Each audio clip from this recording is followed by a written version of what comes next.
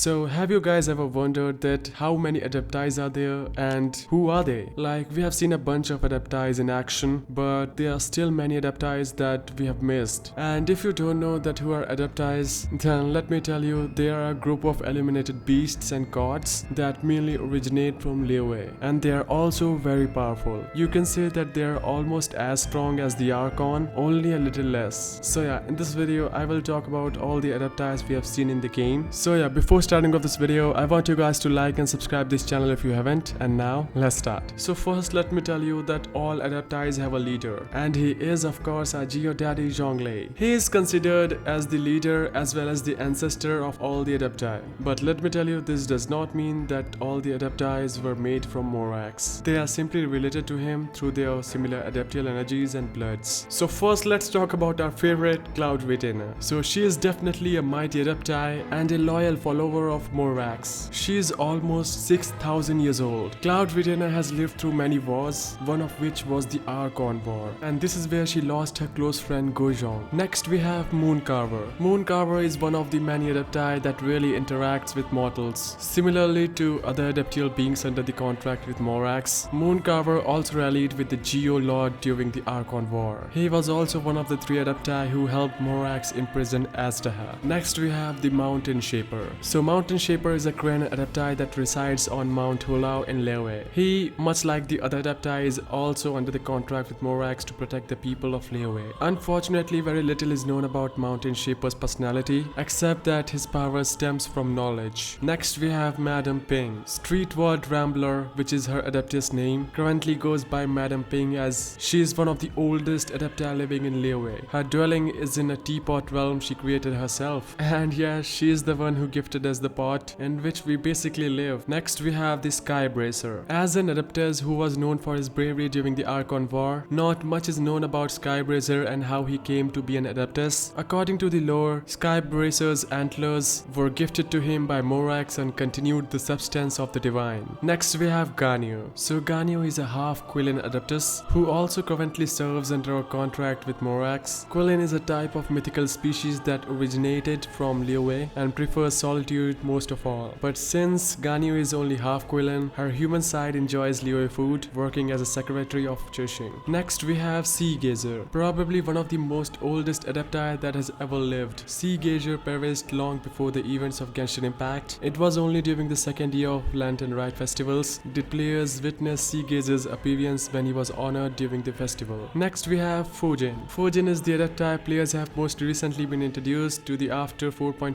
update. She was one of the few Adepti who was not contracted under Morax, instead being a servant of an unknown god in Chinyu Vale. She was originally a gigantic carp that lived in the waters of the region and was known for her kindness towards humanity. Next we have Herblord. This is also a new Adepti introduced in the 4.4 update. Herblord was also an Adeptus who resided on Chinyu Vale along with Fujin. He was the servant of an unnamed god. Much like Fujin, Herblord was also close to humanity and often took on a human form to use her knowledge of medicine to save the sick. Now let's talk about the Guardian Yakshas. So the Guardian Yakshas was a group of elite Adepti contracted under Rex Lapis during the Archon War. They were specially organized for their military efforts in battle and overwhelming strength. Following the war, the Yakshas were summoned by the Geo Archon to fight against the demons that had spawned from the remains of the fallen gods. But many of them could not handle the darkness that manifested from this mission. And these Guardian Yakshas included Alatus, also known as Zhao, who is the only living Yaksha, and he is also one of the youngest, even though he said he is over 2000 years old. Next we have Bosakius. Bosakius was also known as Marshal Vitress and the leader of the 5 Yakshas, as the eldest amongst them. He often took on the mantle of a brotherly figure for his comrades, viewing his duty to Morax with the utmost pride as he dedicated his life to battle. Next we have Menogius. He was the Geo Yaksha and was also known as the General Capisas during his time on the battlefield. It was only recently that we learned more about this character during the 4.4 version Lantern Rite festival. He is said to have a hobby of designing clothes that were not only look elegant but also heightens one's adaptial powers. Next we have Bonanas. As the Guardian Hydro Yaksha, Bonanas was known for her quiet beauty and military strength. She She and Indarius were often side by side in battle and out. As the two of them were especially close, she and Menogius were close as well. And last we have Indarius. Except for her official name on the field, General Musatus, not much is known about the Pyro Yaksha, but it is implied that she was extremely close to Bananas. Now these are all the Adepti shown in the game, but I also do have some honorable mentions like Pervasius, a Yaksha that perished over 1000 years ago. Pervasius was a junior in the Guardian Yaksha order and also a close friend of Bosacius, and he was also under the contract of Morax. The other one is Yenfei and her father. As one of the few half-illuminated beasts that resides in Liyue, Yenfei is not contracted to Morax and instead works as a legal officer in the city. The Adeptial blood in her veins originates from her father's side, and according to Madame Ping, her father has a more dignified constitution compared to his daughter. Next we have Harunosuke. Now he was a historical figure in Inazuma around 500 years ago. Though originally human, Harunosuke is considered to have a connection to the Adeptial arts because he was an on-man Yuji who was dual trained by the Adepti of Liyue and Inazuma's Tengu. And finally we have Tubby and Chubby. Now they both are the spirits of the teapot, and both of them have Adeptial powers of subspace creation similar to that of Streetward Rambler. So yeah guys, these are all the Adeptis we have known in the game, and if you like this list then do comment down below who is your favorite Adepti, and also subscribe this channel for more Genshin content.